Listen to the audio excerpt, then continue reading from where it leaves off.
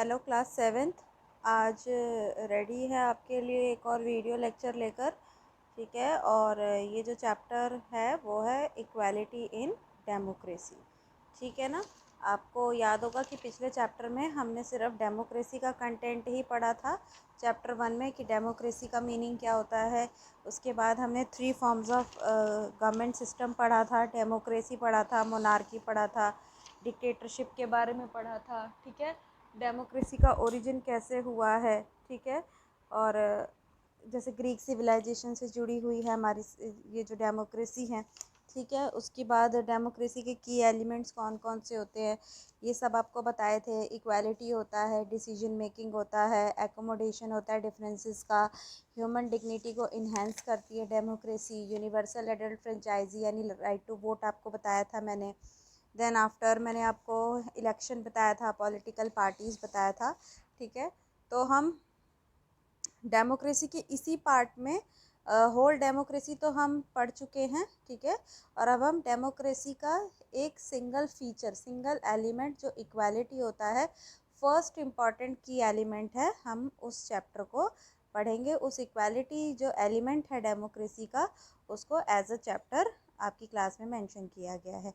ठीक है, तो स्टार्ट कर लेते हैं कि हमें इसमें क्या क्या चीज़ें पढ़नी है। पहले हम इंट्रोडक्शन देख लेते हैं। ये आपको मैं पहले ही बता चुकी हूँ कि we have already studied that there are various key elements in a democracy. मैं आपको पहले ही बता चुकी हूँ कि हमारे डेमोक्रेसी में बहुत सारे की एलिमेंट्स होते हैं, जिसमें हमने कौन कौन से देखे थे। इक्वालिटी देखा था, बेटर डिसीजन मेकिंग देखा था, यानी कि पीपल का पार्टिसिपेशन होता है डिसीजन में, वही लिखा है यहाँ पर कि पीपल्स पार्टिसिपेशन होता है। ठीक है, उसके बाद डिसीजन मेकिंग प्रोसेस होता है, सरकार जो भी फैसला लेती है वो लोगों के डिसीजन के बिहाफ पर ही लेती है। गवर्नमेंट जो होती है वो अकाउंटेबल होती है सिटीजन्स की, क्योंकि गवर्नमेंट किसकी तरफ से बनाई गई है, सिटीजन की तरफ से बनाई गई है। इसीलिए गवर्नमेंट जो भी काम करेगी उस काम की जिम्मेदारी बनती है कि वो अपने काम की जवाबदेही देगी। ठीक है, एकोमोडेशन ऑफ डिफरेंसेस, यानी कि आप देखते हैं कि भारत एक बहुत ही डिफरेंट कंट्री है, यानी कि यहाँ पर अनेकता पाई जाती है, डाइवर्सिटी पाई जाती है, रिलीजन को लेकर, लैंग्वेज को लेकर, कास्ट को लेकर। तो लोगों के बीच में ना सामंजस्य नहीं हो पाता है, एकोमोडेशन हो पाना बहुत डिफ़िकल्ट हो जाता है। ठीक है, तो डेमोक्रेसी की वजह से ही एकोमोडेशन हो पाता है, लोग एक दूसरे के साथ अपना सामंजस्य, अपना कोऑर्डिनेशन बिठा सकते हैं। ठीक है, ये ह्यूमन डिग्निटी को भी इन्हेंस करता है, यानी कि मानव का जो सम्मान है, मनुष्य का जो सम्मान है, वो भी डेमोक्रेसी से ही पॉसिबल है। तो ये सारे हमने प्रीवियस चैप्टर में देखे ही थे कि दीज की एलिमेंट्स आर वेरी इंपॉर्टेंट। लेकिन जो डेमोक्रेसी की फाउंडेशन है, जो उसकी स्थापना है, जो उसकी नींव है, वो इक्वालिटी पर आधारित है। ठीक है ना, चाहे इसके कितने भी पिलर क्यों ना हो, लेकिन इसमें अगर फाउंडेशन है, जो नींव रखी जाती है, वो किसकी वजह से है, आपकी इक्वालिटी की वजह से है। ठीक है, तो अब हमने इंट्रोडक्शन पढ़ लिया है, अब हम देखेंगे हमारी आगे इक्वालिटी का डेफिनेशन। ठीक है, तो इक्वालिटी का मतलब क्या है यहाँ पे। Equality is the central theme और सोल ऑफ डेमोक्रेसी। जो इक्वालिटी है वो, डेमोक्रेसी शुरू ही इक्वालिटी की वजह से होती है, क्योंकि इक्वालिटी इंश्योर करती है जस्टिस, न्याय दिलाती है to all the people of the society और कंट्री। यानी कि देश में रहने वाले, सोसाइटी में रहने वाले जो भी लोग हैं, उनको न्याय मिल सकता है किसकी वजह से, इक्वालिटी की वजह से। ठीक है, तो इक्वालिटी का मतलब क्या है। इक्वालिटी का मतलब social equality, economic equality and political equality. Social मतलब रिच एंड पुअर का डिफरेंस नहीं माना जाता है। इकोनॉमिक इक्वालिटी का मतलब है हर किसी को काम के अवसर दिए जाते हैं।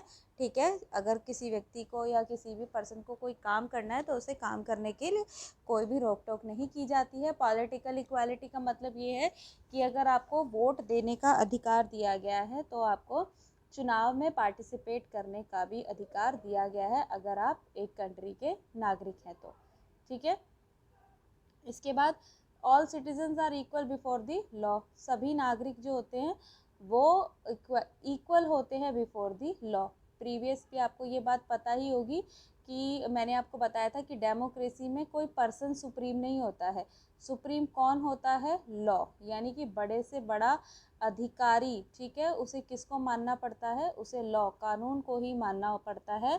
तो हर नागरिक जो होता है वो लॉ के बिफोर, कानून के सामने इक्वल होता है, चाहे उसका स्टेटस पोजीशन कुछ भी हो, ठीक है। और इक्वालिटी क्या कहता है? इक्वालिटी ये कहता है कि कोई भी स्टेट, कोई भी राज्य, कोई भी देश डिस्क्रिमिनेशन, भेदभाव नहीं कर सकता है बिटवीन पीपल, लोगों के बीच में, on the basis of place of birth, ठीक है, कि उनका जन्म स्थान क्या है, ये मैटर नहीं करता, ठीक है। फिर से बता देती हूँ आपको, इक्वालिटी का मतलब क्या है?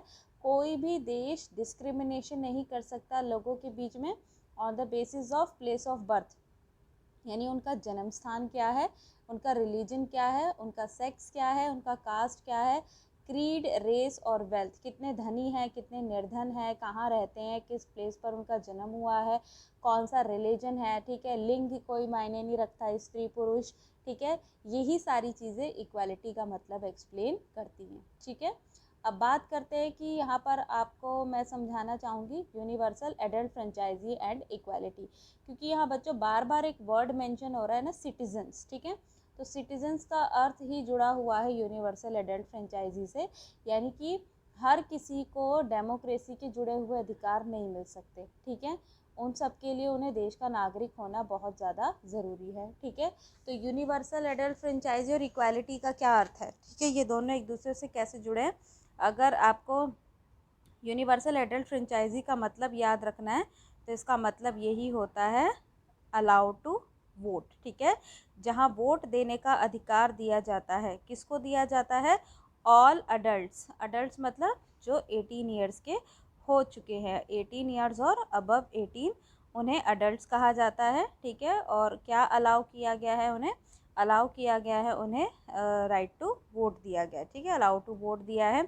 ये डेमोक्रेसी का असेंशियल फीचर है, ठीक है, ये भी एक बहुत ही, अगर आप जाने तो महत्वपूर्ण विशेषता है हमारी डेमोक्रेसी की, ठीक है। कोई भी government, no government can claim itself to be democratic government without allowing all eligible adults to vote.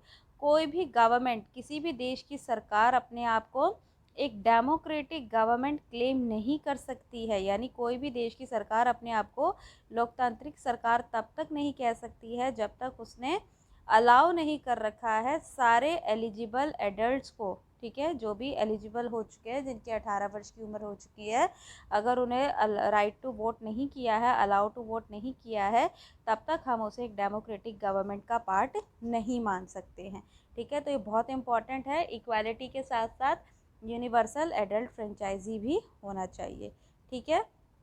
आप यहाँ पर ये पिक्चर देख ही सकते हैं कि पीपल जो है लाइनों में खड़े हैं वोट देने के लिए, ठीक है।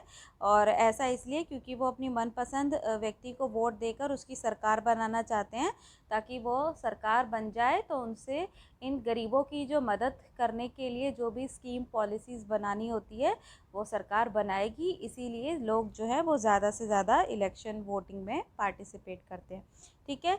तो आगे बढ़ जाते हैं। डेमोक्रेसी में यूनिवर्सल एडल्ट फ्रेंचाइजी इम्पॉर्टेंट क्यों है? क्योंकि ये प्रिंसिपल है, सिद्धांत के रूप में, यानी कि आप बोले कि सबसे पहले आता है ये इक्वालिटी में, on the principle of equality, क्योंकि यूनिवर्सल एडल्ट फ्रेंचाइजी भी किस सिद्धांत पर काम करता है? इक्वालिटी, ठीक है। जैसे कि ये ऑथराइज करता है हर एडल्ट सिटीज़न को, ठीक है, हर एडल्ट नागरिक जो है कंट्री का, उसको वोट देने का अधिकार मिल जाता है, अपना वोट दे सकता है, ठीक है, irrespective of his her wealth and the community ही और शी बिलोंग टू, यानी कि वो अपना वोट डाल सकता है, इस चीज़ से कोई मतलब नहीं है कि वो कितना धनी है, ठीक है, या फिर वो किस कम्युनिटी से बिलोंग करता है। वोट देते टाइम उस व्यक्ति के साथ कोई डिस्क्रिमिनेशन नहीं किया जाता है, ठीक है। अब आते हैं यूनिवर्सल एडल्ट फ्रेंचाइजी इक्वालिटी पढ़ लिया, अब पढ़ेंगे आवर कॉन्स्टिट्यूशन एंड इक्वालिटी, ठीक है। तो सभी को संविधान के बारे में पता है। संविधान क्या है? संविधान वो है जहाँ पर लॉ, हमारे सारे कानून लिखे हुए हैं, सारे रूल्स एंड रेगुलेशंस लिखे हुए हैं जिन्हें हमारी गवर्नमेंट भी फॉलो करती है और जिन्हें हम लोगों को भी फॉलो करना होता है। ठीक है, तो हमारा कॉन्स्टिट्यूशन हमारे लिए बहुत महत्वपूर्ण है क्योंकि कॉन्स्टिट्यूशन ही सुप्रीम है और उसी के बिहाफ पर हमारी गवर्नमेंट को काम करना होता है। तो देखो यहाँ लिखा हुआ है constitution of a country is a document, जहाँ पर हमारे लिए बेसिक रूल्स और रेगुलेशंस लिखे हुए हैं। वो बेसिक रूल रेगुलेशन सबके लिए हैं। ठीक है, वो कंट्री की गवर्नमेंट के लिए भी है और हमारे लिए भी है। और यहाँ आप जो फ्रंट में पेज देख रहे हैं वो किस चीज़ का पेज है? प्रीएम्बल का पेज है। ठीक है, चलिए आगे बढ़ जाते हैं और इसमें हम देखते हैं कॉन्स्टिट्यूशन को ही शुरू कर रहे हैं। ठीक है, क्या कह रहा है ये? For the people and the government of the country. वो रूल्स और रेगुलेशन किसके लिए लिखे गए हैं? पीपल के लिए भी and the government of the country. देश की सरकार भी वो फॉलो करती है और लोग जो है वो भी उसको फॉलो करते हैं। ठीक है, आगे बात करते हैं। इसका मतलब क्या हुआ? इसका मतलब ये हुआ कि जितने भी इंडिविजुअल है, जो भी व्यक्तिगत रूप से देश में रहते हैं, ठीक है, कंट्री में, चाहे वो मेल है फीमेल है, ठीक है, वो किसी भी कास्ट के हैं, किसी भी रिलीजन के हैं, ठीक है, किसी भी caste, religion, tribe, educational, economical background कुछ भी हो, तो हमारा कॉन्स्टिट्यूशन भी उन्हें क्या स्टेटस दे चुका है? उन्हें इक्वालिटी का स्टेटस दे चुका है। पीपल फ्री हैं कि वो अपनी मर्जी से किसी भी तरीके का कोई भी काम चूज़ कर सकते हैं। ठीक है, अपनी मर्जी से वो फ्री हैं, कोई सा भी रिलीजन फॉलो कर सकते हैं। ठीक है, किसी भी प्रकार की लैंग्वेज बोल सकते हैं का यूज़ कर सकते हैं, यानी कि क्या क्या बताया मैंने आपको? कोई सा भी वर्क, कोई सा भी काम कर सकते हैं। ठीक है, कोई सा भी रिलीजन फॉलो कर सकते हैं, कोई सी भी अपनी लैंग्वेज जो भी है वो लैंग्वेज स्पीक कर सकते हैं, सेलिब्रेट कर सकते हैं अपनी फेस्टिवल को और उसे एक्सप्रेस भी कर सकते हैं फ्रीली। इन सब चीज़ों की स्वतंत्रता लोगों को दी गई है और ये सब स्वतंत्रता का पालन किस वजह से कराया जाता है? क्योंकि हमारे संविधान में इससे जुड़े हुए कानून लिखे हुए हैं। ठीक है, तो हमारे देश का कोई भी एक अकेली हमारे देश की लैंग्वेज नहीं है, कोई रिलीजन नहीं है और कोई फेस्टिवल नहीं है कि कंपलसरी है लोगों को उसे एक को ही फॉलो करना। ठीक है, तो किसी भी चीज़ को हमारे संविधान में स्पेशल स्टेटस नहीं दिया गया है, इस बात का आपको ध्यान रखना है। इसलिए हम अपने कॉन्स्टिट्यूशन को बहुत इम्पॉर्टेंट मानते हैं। तो आपको बता देते हैं कि हमारे संविधान के मुख्य प्रावधान क्या क्या हैं। प्रोविज़न जानेंगे अब हम अपने कॉन्स्टिट्यूशन के। पहला प्रोविज़न, ये लाइन तो मैं पहले भी ले चुकी हूँ, every person is equal before the law. ठीक है, सबसे सुप्रीम क्या है? लॉ है और लॉ से बढ़कर कोई भी नहीं है। ठीक है, सभी इक्वल है बिफोर द लॉ और एवरी पर्सन को ओबे करना होता है सेम लॉ। एक ही लॉ सबके लिए बनाए जाते हैं और उसी को लोगों को फॉलो करना होता है, उसी को ओबे करना होता है। ठीक है, सेकेंड प्रोविज़न क्या कहता है? सेकेंड प्रोविज़न ये कहता है कि no person can be discriminated. हमारा संविधान कहता है कि किसी भी पर्सन के साथ कोई डिस्क्रिमिनेशन नहीं होगा, कोई भेदभाव नहीं होगा। किस बेसिस पर? उनका रिलीजन, उनका रेस, उनका caste, place of birth, gender etcetera, ये सब चीज़ें क्या हैं? ये चीज़ बिल्कुल भी मैटर नहीं करती हैं। हमारे संविधान ने इसे साफ तौर पर मना किया है। ठीक है, अगला प्रोविज़न क्या कहता है? एवरी पर्सन, ठीक है, कैन यूज़, वो कोई भी पब्लिक प्लेस यूज़ कर सकता है, यानी कि आज के टाइम पर आपको कहीं पर भी आने जाने के लिए कोई रोक टोक नहीं है, कोई भी पब्लिक प्लेस इस्तेमाल कर सकते हो। ठीक है, जिसमें आपके प्लेग्राउंड्स आते हैं, होटल्स आते हैं, शॉप्स आते हैं, मार्केट आते हैं, वेल्स आते हैं, रोड्स आते हैं, बाथिंग घाट्स आते हैं। ठीक है, ये सारी चीज़ें यूज़ करने के लिए आपको दी गई हैं। बच्चों, ये सब चीज़ें आपको बहुत अजीब सी लगती होंगी, लेकिन ये सब आपको इसलिए बताया जा रहा है ना कि एक टाइम ऐसा होता था कि अपर कास्ट के जो लोग हुआ करते थे ना, वो लोअर कास्ट के लोगों को ये सारी चीज़ें यूज़ नहीं करने देते थे, उन्हें यहाँ से भगा दिया जाता था, उन्हें दूर रखा जाता था। ठीक है, इस वजह से हमारे संविधान ने ये बातें ऐड की हैं कि इस तरीके का कोई भी भेदभाव नहीं होगा। और जिस चीज़ की मैं चर्चा कर रही हूँ, डिस्कस कर रही हूँ, वो है अनटचेबिलिटी, छुआछूत जिसको कहा जाता था। और इस बेसिस पर लोगों को ये सारे पब्लिक प्लेसेस यूज़ नहीं करने दिए जाते थे। ठीक है, तो हमारे कॉन्स्टिट्यूशन ने अनटचेबिलिटी को क्या कर दिया है? अबॉलिश कर दिया है। और बता देती हूँ वो कौन से आर्टिकल के थ्रू है। आर्टिकल जो है हमारा आर्टिकल है 17। ठीक है, ये सभी बच्चे याद रखेंगे कि जो अनटचेबिलिटी है, छुआछूत, वो कौन से आर्टिकल में ख़त्म कर दी है, आर्टिकल 17 में ख़त्म करके इसे क्राइम कंसीडर कर दिया गया। यानी कि जहाँ पर भी ये देखा गया उसे एज अ क्राइम डिक्लेयर कर दिया जाएगा। ठीक है, और इससे सबको ये सारी चीज़ों से दूर रहना है। ठीक है, आगे बात कर लेते हैं। इक्वालिटी बिफोर द लॉ, ये क्या कहता है, और नीचे तो कुछ कंटेंट नहीं है। ठीक है, तो इक्वालिटी बिफोर द लॉ का मतलब, इससे हमारी डेमोक्रेसी का फाउंडेशन हो जाता है। डेमोक्रेसी की स्थापना किसकी वजह से हो रही है, इक्वालिटी की वजह से ही हो रही है। ठीक है, और समाज से क्या हटा दिए गए हैं, प्रिविलेजेस, जो विशेष अधिकार मिल जाते थे ना बड़े बड़े लोगों को, बड़ी बड़ी कास्ट के लोगों को, जिसकी वजह से वो लोग सोशल डिस्क्रिमिनेशन, ठीक है, समाज में भेदभाव करते थे, ये सारी चीज़ें हटा दी गई हैं। ठीक है, आगे बढ़ जाते हैं। अभी भी मैं इतनी सारी चीज़ें आपको बता रही हूँ, प्रोविज़न है, कॉन्स्टिट्यूशन है, पता नहीं कितनी कितनी चीज़ें हैं, लॉ बन चुके हैं, लेकिन फिर भी हम अपनी डेली लाइफ में कहीं ना तो कहीं इनइक्वालिटी को देखते ही रहते हैं। ठीक है, हमारे कॉन्स्टिट्यूशन ने भले ही हमें ये अधिकार दे दिया हो राइट टू इक्वालिटी का, ठीक है, लेकिन हमारी कंट्री में आज भी जगह जगह हमें इनइक्वालिटी देखने को मिलती है। हमारी डेली लाइफ में हमें बहुत सारे ऐसे एग्जांपल्स मिल जाएंगे जो इनइक्वालिटी को शो करते हैं। ठीक है, तो इतने कॉन्फिडेंस के साथ कहते हुए भी हमारे यहाँ पर बहुत सारी वीकनेसेस हैं। देखते हैं, नंबर ऑफ़ पीपल आज भी क्या कर रहे हैं, नंबर ऑफ़ पीपल आज भी पॉवर्टी लाइन के बिलो रह रहे हैं। ठीक है, गरीबी रेखा के नीचे रह रहे हैं, और उनकी डेली लिविंग कंडीशन जो है या वर्किंग कंडीशन है, दूर दूर तक इक्वल नज़र नहीं आती है।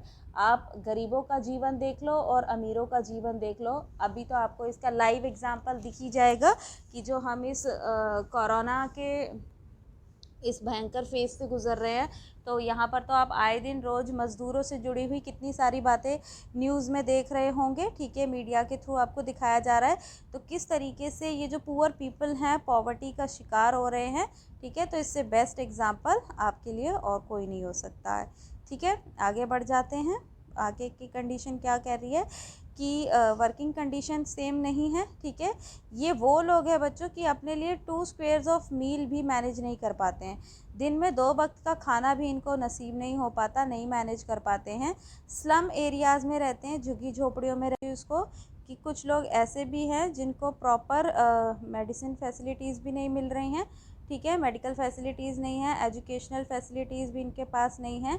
ठीक है, गवर्नमेंट प्रोवाइड करती है इनको ये सब फैसिलिटीज़, चीप रेट पर इनको उपलब्ध कराने की कोशिश करती है, लेकिन फिर भी इनको ये सारी चीज़ें बच्चों ईज़िली अवेलेबल नहीं हो पाती हैं।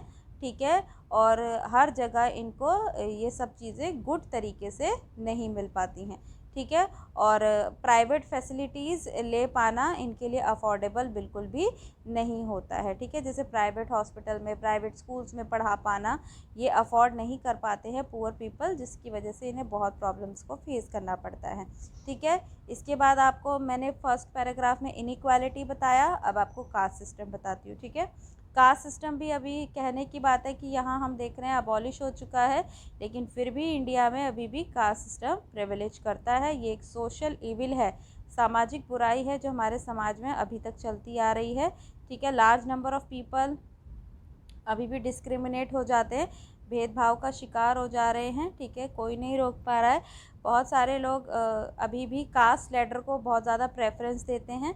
ठीक है, कास्ट लैडर में अबव कास्ट और बिलो कास्ट बना दी गई है, जो आज भी हमारी सोसाइटी में चल रही है, लोग उसको फॉलो कर रहे हैं। ठीक है, a section of people who place themselves at the top, और इस कास्ट लैडर में वो समाज के लोग जो अपने आप को टॉप लैडर पे रखते हैं कास्ट की, ठीक है, वो अपने आप को क्या मानते हैं, अपर कास्ट, और जिनको अपने आप को सुपीरियर भी कहते हैं। और on the other hand those group, वो समाज के ग्रुप जो इस लैडर पर, इस सीढ़ी में सबसे नीचे आते हैं, इस लैडर में सबसे लोअर लेवल पे आते हैं, उन्हें लो कास्ट पीपल कहा जाता है। ठीक है, ये तो आपको भी पता ही है, अभी भी ये सोसाइटी में ये सारी चीज़ें हमें दिख जाती हैं।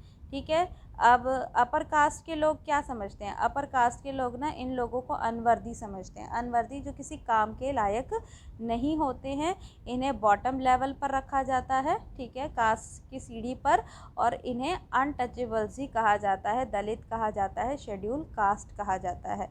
ठीक है, और सो कॉस्ट लोअर कास्ट के तौर पर इनको एड्रेस करके दलित का नाम देकर बुलाया जाता है। ठीक है, दलित वो होते हैं जिन्हें ऑप्रेस किया जाता है, जिन्हें हर चीज़ को करने से पहले दबा दिया जाता है, उन्हें वो चीज़ किसी भी तरीके की सुविधाओं का लाभ नहीं लेने दिया जाता। और ये दलित क्या करते हैं, बहुत ही डिस्क्रिमिनेशन फेस कर रहे हैं हर बड़े सारे स्थानों पर अपनी रोज़ दिन की लाइफ में। ठीक है, अपर कास्ट के लोग क्या करते हैं, अपर कास्ट पीपल इन्हें एक्सक्लूड करते हैं, अपने से दूर रखते हैं इनको। ठीक है, और अपने से दूर रखते हैं इनको, और इन्हें पब्लिक फैसिलिटीज़ यूज़ नहीं करने देते। इन्हें अपर कास्ट के लोग अपने घरों में भी एंटर नहीं करने देते, इन्हें टेम्पल्स में नहीं जाने देते हैं। Even today the system prevail in rural areas. ठीक है, ज़्यादातर ये जो सिस्टम है ये हमें गांव के एरियाज़ में देखने को मिलता है, वहाँ पर ये कास्ट सिस्टम काफ़ी स्ट्रॉन्ग बनाया गया है। ठीक है, अर्बन पीपल जो होते हैं वो थोड़े एजुकेटेड होते हैं, इसलिए यहाँ पर ये सारी चीज़ें देखने को कम मिलती हैं।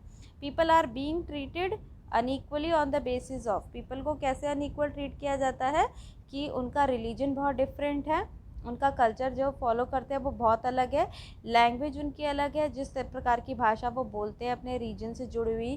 ठीक है, उनका कलर, उनकी स्किन, इन सब चीज़ों को लेकर बच्चों बहुत ही ज़्यादा डिस्क्रिमिनेशन चलता है। ठीक है, जो इक्वालिटी को बिल्कुल डिनाई कर देता है हमारी डेमोक्रेसी में।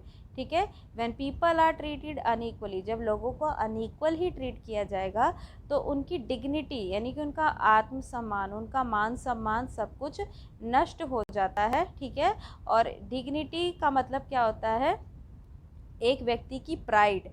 ठीक है, जैसे हमारा भी एक गर्व होता है, हमारा भी एक सम्मान होता है, हमारी भी एक इज़्ज़त होती है, वो इज़्ज़त जो होती है वो ख़त्म हो जाती है अगर किसी व्यक्ति के पास डिग्निटी नहीं होती है, उसकी डिग्निटी को वॉयलेट किया जाता है। ठीक है, तो इसकी सेकंड वीडियो में देखेंगे कि गवर्नमेंट क्या क्या इनिशिएटिव ले रही है इक्वालिटी को बचाए रखने के लिए। ठीक है, तो नेक्स्ट पार्ट में हम गवर्नमेंट के इनिशिएटिव्स को पढ़ेंगे। आई होप कि आपको यहाँ तक का ये वीडियो लेक्चर समझ में आया होगा। इसे पढ़िए और इसके थ्रू आप इक्वालिटी का मतलब समझिए। Thanks for listening me, thank you so much.